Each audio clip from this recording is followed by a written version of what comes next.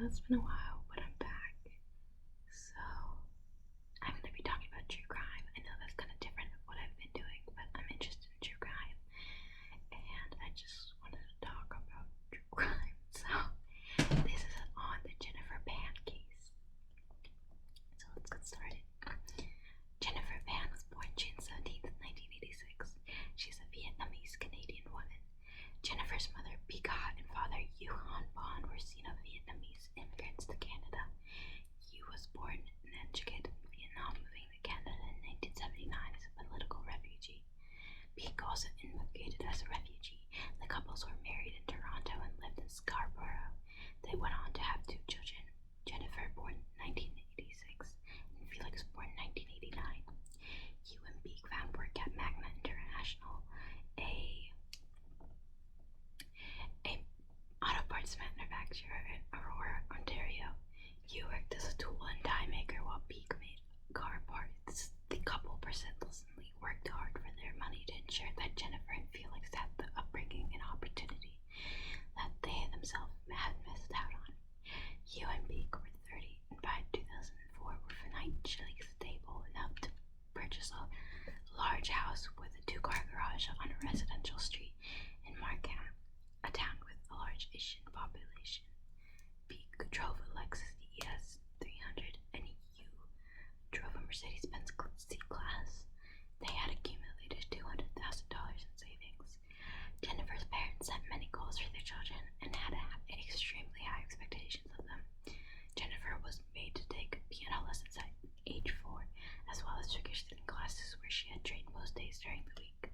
She had the hopes of becoming an Olympic figure skating champion until she tore a ligament in her knee. She attended Mary Ward Catholic Secondary School, where she played the flute in the school band. According to her high school friend Karen Kay, Yu was seen as a classic tiger dad, and Beak was his reluctant accomplice. Yu and Beak picked Jennifer up when the class ended each day and monitored her extracurricular activities very closely. They never permitted her to date boys while attending high school or to attend high school dances or prom, out of the fear that the activities would distract her from academic commitments. Jennifer was not permitted to attend any parties while her parents believed that she was attending university. At the age of 22, she had never gone to a club, been drunk, visited a friend's house, or gone on vacation without her family. Jennifer and her friends reportedly regarded this upbringing as a restrictive and greatly oppressive. Despite her parents' high expectations and that Jennifer had received good grades in lower school, throughout high school her grades were somewhat average, except for music. Multiple times she forged report cards using false templates to show her parents that she had received straight A's when she had not.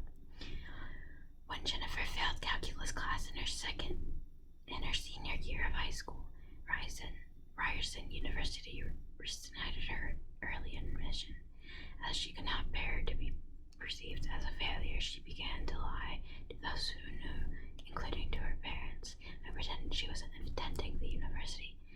Instead, she sat in cafes, taught as a piano instructor, and worked in a restaurant to earn money. In order to maintain the charade, Jennifer told her parents that she had won scholarships, later falsely claiming that she had accepted an offer into the pharmacology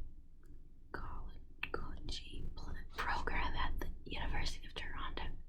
She went to the extent of purchasing second-hand textbooks and watching videos related to pharmacology, that's a hard word for me, in order to create notebooks full of purported class notes so she could show her parents.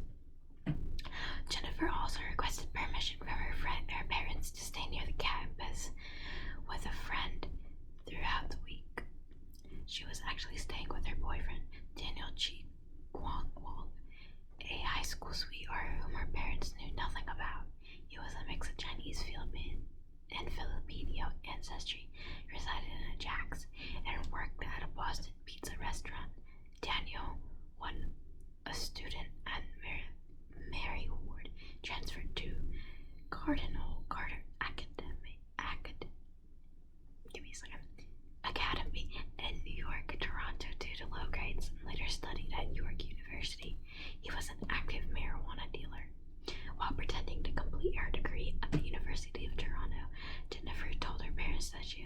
working as a volunteer at the hospital for sick children.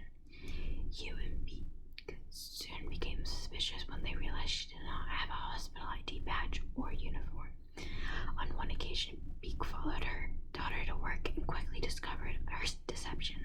In a state of shock, Hugh went to throw Jennifer out of the house, but her mother persuaded to allow her to stay. As she had not completed high school due to failing calculus, Hugh eventually began working to finish high school completely and was later encouraged by her parents to apply to university. She was, however, forbidden to contact Daniel or go to anywhere except her piano teaching job. Nevertheless, she and Daniel spoke clandestinely during this period. By the time that Jennifer was 24, Daniel had grown weary of her trying to pursue a relationship with her, as Jennifer was so daunted and restricted by her parents that she left at home and only met him in secret. Daniel began to soon meet another young woman who he soon fell in love with.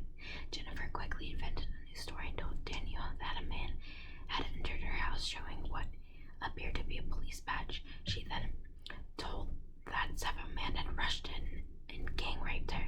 After this, she insisted that a bullet was mailed to her, telling Daniel that it was sent from his new girlfriend. In spring 2010, Jennifer was in contact with Andrew Modemeyer, a high school friend who, she claims, had boasted in their high school years about robbing people at knife point, an assertion denied by Andrew. Andrew introduced her to Ricardo Duncan, a goth kid whom Jennifer gave $1,500 to kill her father in the parking lot at his workplace. Ricardo says that once she gave him $200 for that night out, but he returned it, and that he rebelled when she asked him to kill her parents. Jennifer and Daniel were back in contact at this time, and according to the police, came up with a plan to hire professional hitmen for $10,000 to kill her parents, calculating that then she would inherit $500,000. They planned to move in together. Daniel connected with Jennifer with a man, Lenford Roy Crawford, Jamaican-born, who he called Homeboy, and gave her a SIM card and an iPhone so that she could contact Lenford without using her usual cell phone. Lenford contacted another man by the name Eric Sean Sniper Cardi, who turned in contacted Montreal-born David Myloganam. Lenford lived in Brampton and David lived in Toronto, while Eric, who previously lived in Rexdale, Toronto, at the time did not have a fixed residence. The Crown prosecution states that David was one of the hitmen. Eric was later found responsible for an unrelated murder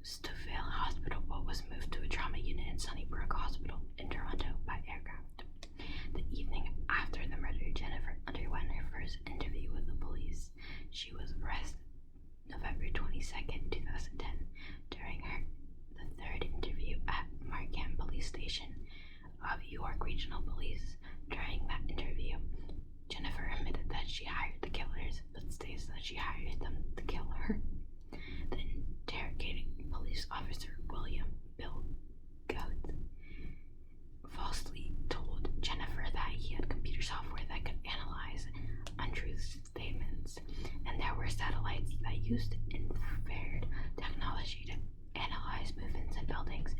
In Canada, police are legally allowed to lie to those they are interrogating in regards to the evidence in the trial, as well as in regards to the strategies they are using. William had used raid techniques to ensnare Jennifer. David was arrested at the Jane Finch Mall in North York, Toronto on April 14, 2011. Eric was arrested at the prison he was held in, Maplehurst Correctional Complex in Milton, Ontario on April 15, 2011. Daniel was arrested on April 26, 2011 at his place of employment. Lenford was the final suspect arrested and entering custody on May 4, 2011 in Brampton. The trial of Jennifer and her accomplices began March 19, 2014 in Newmarket and continued for 10 months. All pleaded to not guilty of the charges of first-degree murder, attempted murder, and conspiracy to commit murder. At the trial, York Regional Police evidence included exhaustive tracking of mobile device movements and text messages traffic, including over 100 messages sent between Jennifer and Daniel in the 6 hours prior to the killing. Further evidence centered around the atypical nature of the break-in and robbery, shootings, and irregularities in Jennifer's testimony. Jennifer's obsession with Daniel and her lack of true emotion and confession regarding the attack and recognition of the trauma she underwent were also detailed. A major irregularity was that Jennifer was not assaulted, blindfolded, taken to the basement, or shot, leaving behind an eyewitness to the attack.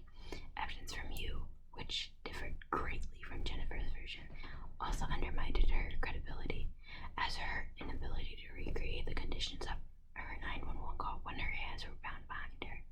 The trial included over 200 exhibits. Over 50 witnesses testified at the trial.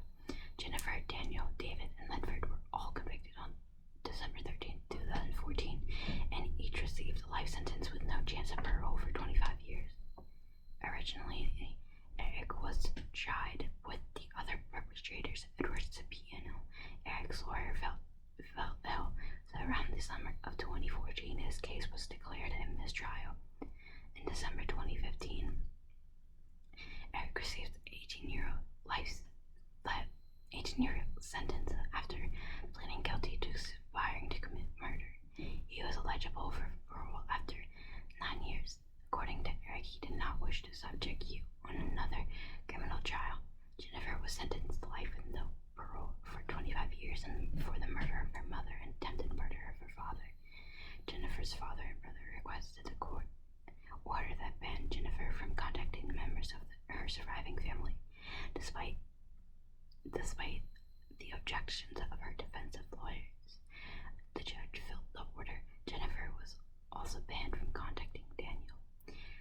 As of 2016, Jennifer was serving her sentence at the Grand Valley Institution for Women in Kitchener, Ohio.